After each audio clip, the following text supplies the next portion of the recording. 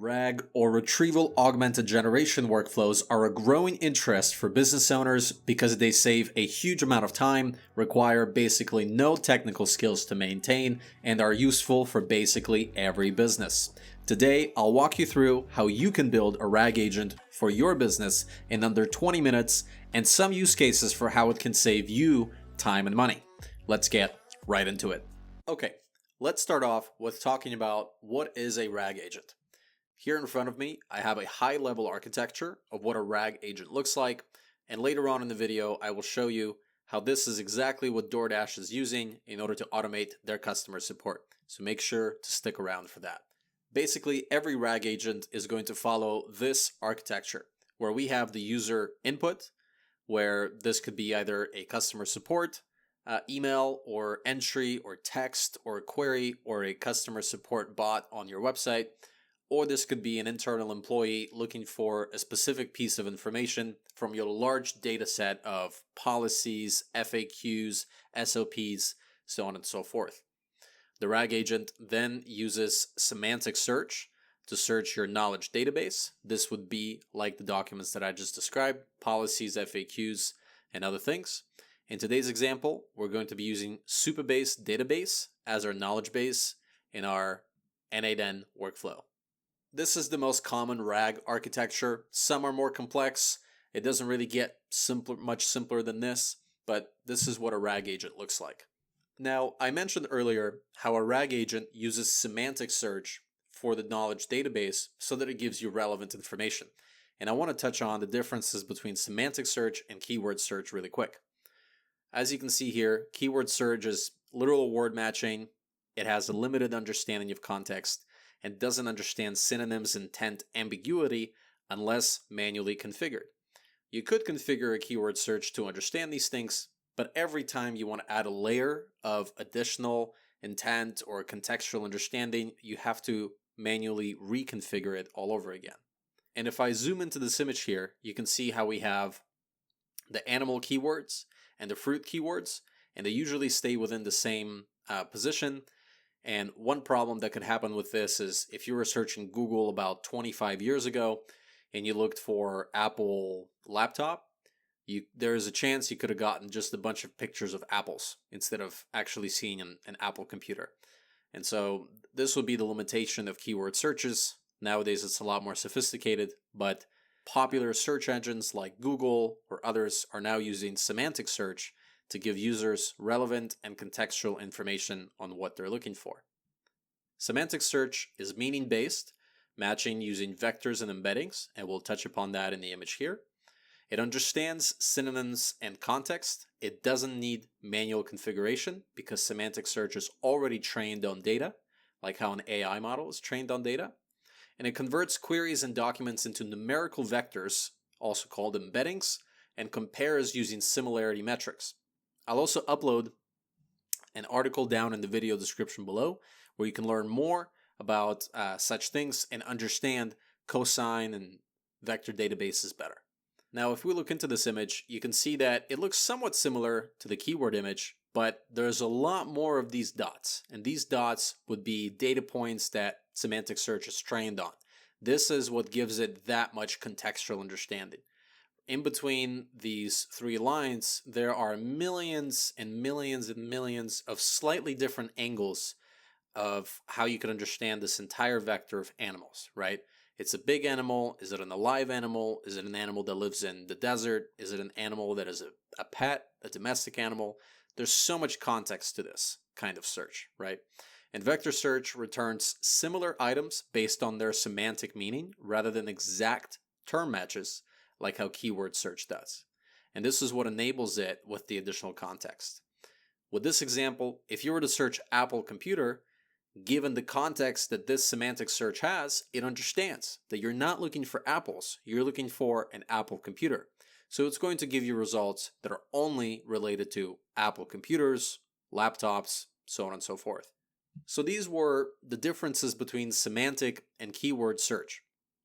I also want to reference that if you make any Google search nowadays, you're just going to go straight into semantic search. Google doesn't even bother with keyword search anymore.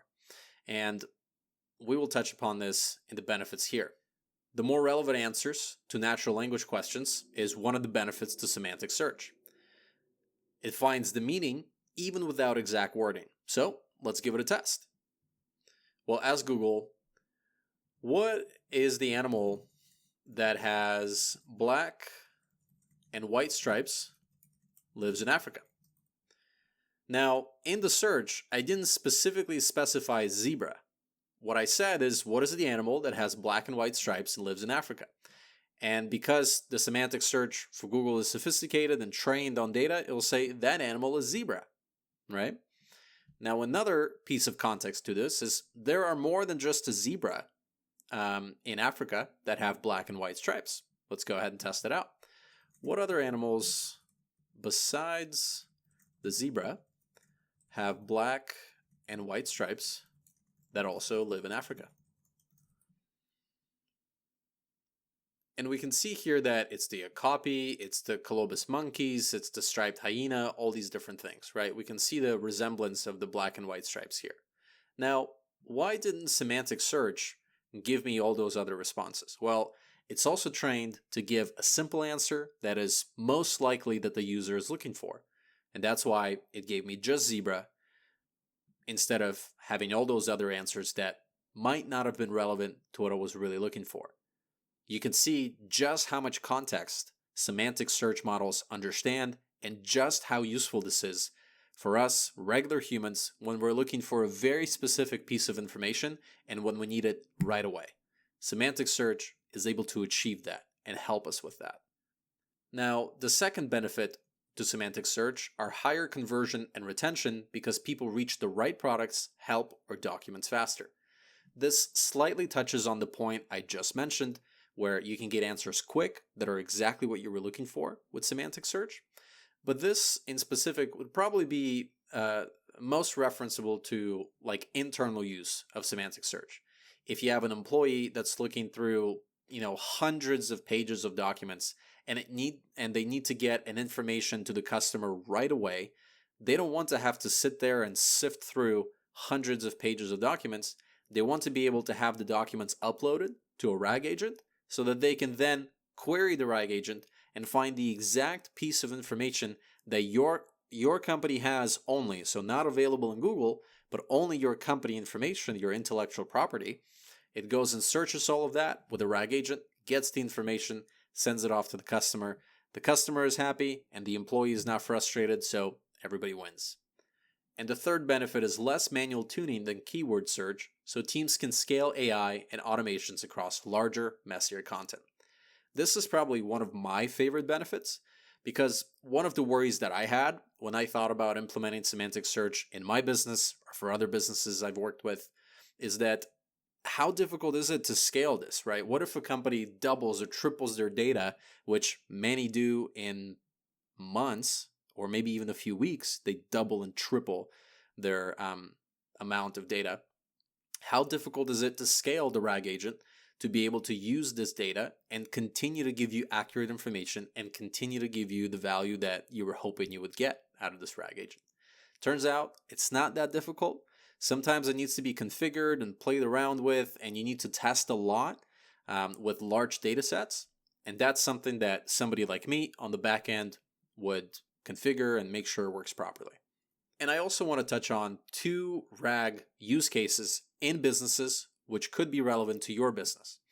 The first would be customer support, where the RAG agent retrieves the most semantically relevant FAQs, policies, and past tickets. By the way, I have a video on this. I'll link it down in the video description down below. Has AI draft replies to the user query, and so cuts handle time and deflects tickets from human agents. And the second use case for this would be internal knowledge assistant. I've touched on this twice. It doesn't need much explanation. There's lots of documents. The RAG agent is able to search for the exact piece of information that you're looking for. Even if you don't have exact wording, if you just have contextual wording, it will find that piece of information for you so that your employees can send it off to customers or use it in their software development or use it in their SOPs or anything else like that. And so this brings me to the N8N workflow that I built within N8N that achieves something similar. I built this in just about 20 minutes. Something more complex, sophisticated, and customized to your business would probably take just a few hours. It'll follow around the same structure. We'll need a little bit of testing, but you can use this as a foundation for a RAG agent that your business can use as well. In today's example, I have a policy document that a design studio has. So this is a dummy FAQ policy document that I just queried from ChatGPT. I said, hey, write me a 1,000-word policy document, and it came out with something like this. This isn't extremely accurate and probably not a realistic example of a FAQ document, but nonetheless, we're going to give this a test and just show you what kind of answers we get and what happens. So, now that you know we have this document, what are we going to do with it? Well, we have it in a folder called N8N test so that we can use it for our workflow. The workflow will download the file from our Google Drive and embed it into our Supabase database right here. Currently, you see no rows in this table database because we have nothing embedded. And if I refresh it, you'll see there's nothing embedded in this database. Once we activate this trigger that downloads the file and embeds it, that will change, and we will have the policy document here in table form, in database form. This document will then be able to be queried by this chat here, or any chat you integrate on your website, or even a customer support email that looks for an incoming email and treats it as a chat and just responds through the email medium, or things like Telegram, WhatsApp, or any other messaging platform you can think of.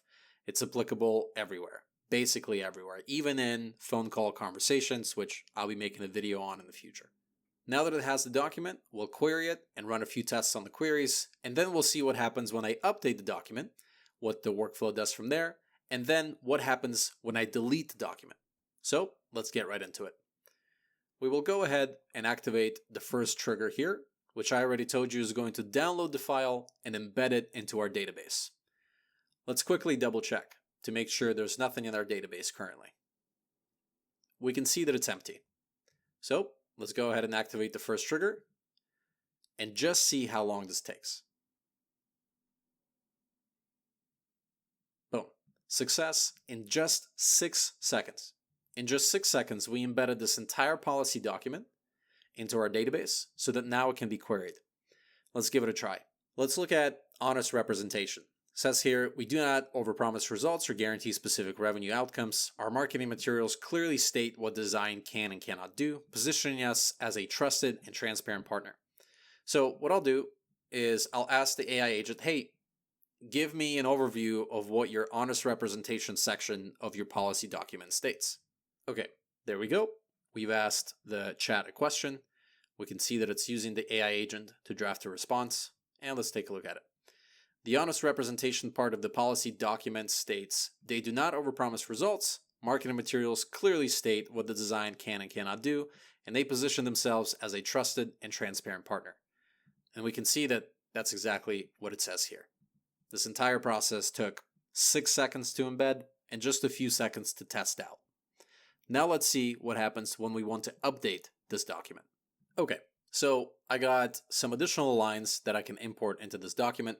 Let's go ahead and go all the way to the end, and let's import this here. Okay, we've got some additional content that we're going to re-embed into our vector database. Now, after refreshing our vector database, we can see that currently we have 18 rows of data given our FAQ policy document. Now, once I'm going to activate the update vector database workflow within N8N, we'll see that we'll have more than 18 rows because we added additional text, additional information to this policy document, which will require more rows in the database. So let's give it a try. We'll go to our second trigger, which is our update vector database workflow, and let's activate it.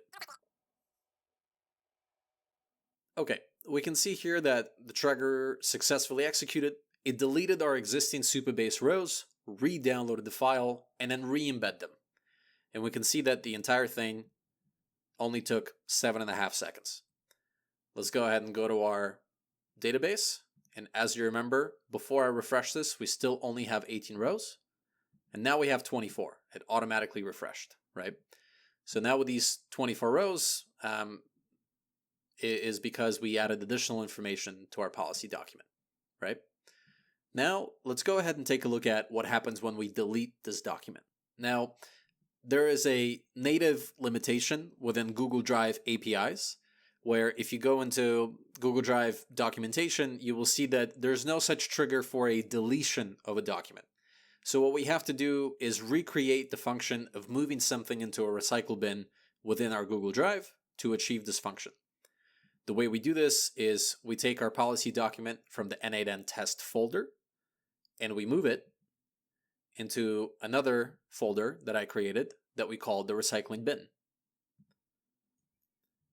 My node in N8N is configured to look for changes within the specific folder, which will be the recycling bin, in which case, once it fetches that something got imported here, it'll just go ahead and delete the corresponding file from vector database. It is able to do this because when we first started, the way that we embed everything is we also add the file ID metadata into every single table that we import. So let's go ahead and activate our third trigger and make sure that our Supabase records get deleted because we deleted the document from our Google Drive. Let's make sure that documents are still here. And they are. And now let's activate this trigger. Boom, everything is finished in less than 4 seconds. And let's double check to make sure it's not here anymore. And there we go. Our database is all cleared again. So as you could tell, it took us just a few seconds each time we wanted to upload a new document, update an existing document, delete a prior document, and anytime we wanted to test our current FAQ policy, we were able to get answers very fast. We were able to update the information very fast. And so the question is, how useful do you think this would be for your business? Are you a legal business that has a lot of legal information that it has to go through? Are you a software business that has a lot of technical documentation that you have to give to the technical folks within your customer companies? How could this apply to your business? Take a second to think about it, and then think about the value that a RAG agent could bring to your business. This is how businesses, small and mid-sized, are able to unlock growth and achieve greater levels of potentials for themselves.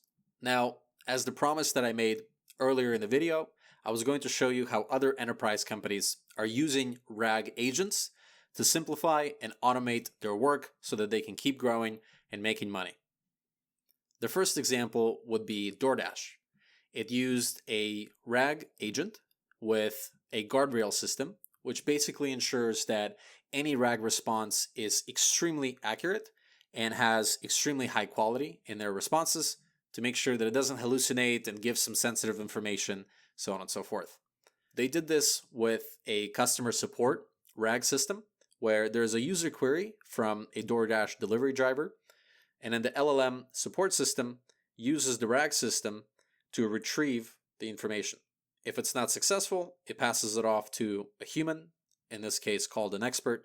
If it is successful, it just goes through the LLM guardrail to make sure that the answer is up to par. If the response is good, it goes into case data and then further improves the RAG agent.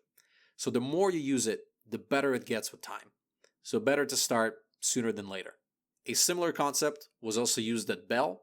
It's a large telecommunications conglomerate headquartered out in Canada. It's basically like you could relate it to an AT&T or a T-Mobile here in the US. They also utilize RAG, but not for customer support, but for their internal use. I'll link to this article down in the video description below. And if you found this video to be at least a little bit useful for your business and you're thinking about implementing RAG agents so that you can simplify your work, automate manual work, save on cost and time, feel free to book a call with me down in the video description down below. And if you have any other questions, you want to just email me, you don't feel like jumping on the call, my email is available in the video description down below as well. Thanks for your time and happy automating.